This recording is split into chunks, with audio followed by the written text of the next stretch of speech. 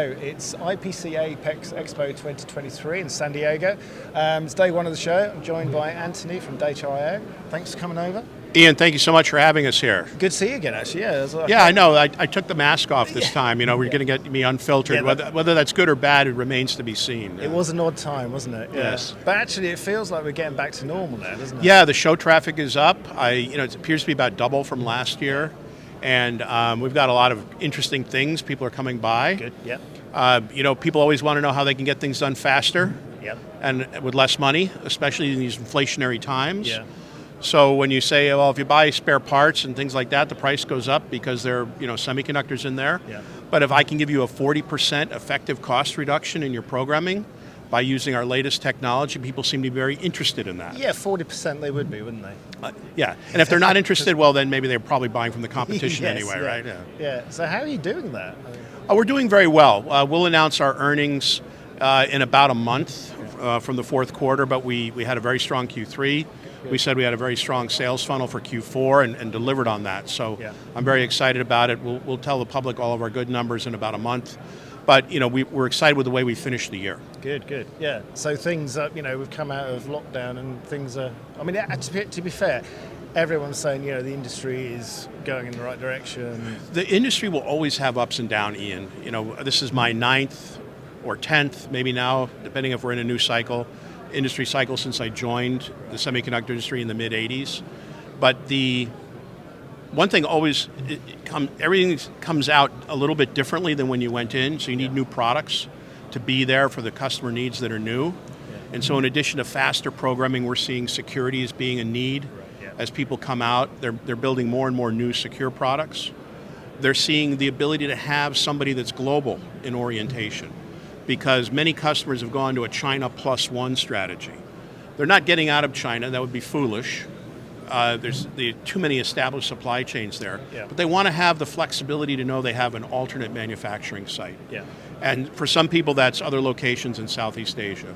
For many people, that's coming to Mexico, coming to the US, and other locations.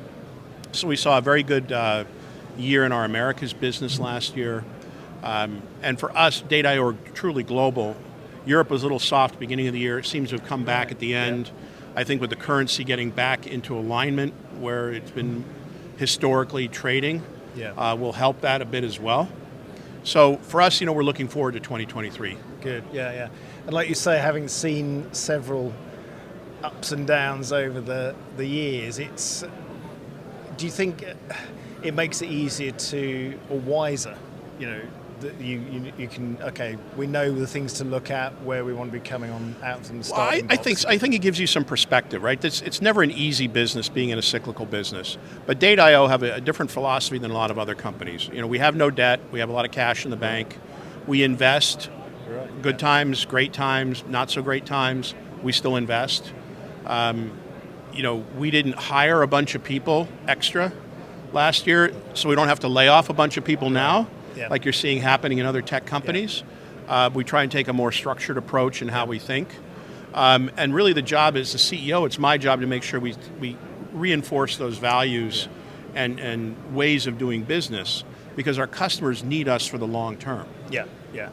And, like you said, the world is ever changing, but at the moment reshoring is making a lot of sense. And like you say, having an alternative supply route is a fantastic thing to have. And do you think that's building up because there's a workforce that is skilled now and that is growing in certain areas, like Mexico? I think the reshoring is political and risk reduction predominantly. And one of the things we've learned is you have to make equipment to the broadly available labor pool. Okay, so 20 years ago, we would have had a machine that was much more complex to operate and maybe geared towards more of a German automotive technician, highly skilled, spoke English fluently. Now, with the advances we made in the system, it's literally point and click for the operator. So if they came out of a lower tech background, especially if there are new people being hired into new locations, you don't need a PhD to operate Data.io equipment. And so a lot of our ease of use function, we introduced this Connects product, for example. so that now we've enabled much more sophisticated and rich two-way communications between the programming system and the MES shop floor control. Now, if you're doing an SMT line, this would be very obvious. But programming's always been off to the side. Now we see programming coming in much more in the mainstream of how you run a factory. Right, yes. And so it needs to work with all the shop floor control programs, methodologies, traceability, et cetera, that are being implemented across the board. Yep. And do it in a way where literally, it's so easy to operate, even a CEO could do it. That's saying something. Yeah, exactly. No, but it's, that is the crux of it, isn't it? It's listening to customers and being able to deliver. That's, Absolutely. And, we took an approach on delivery. We leaned in on supply chain a couple of years ago. My CFO hates it, but we put about another $1 million of inventory on the balance sheet. I think we probably peaked on that. We don't feel the need to do that as aggressively now with lead times coming down. But we had problems like everybody else did, but our problems were generally what we're going to get 6 months from now, not 6 days from now.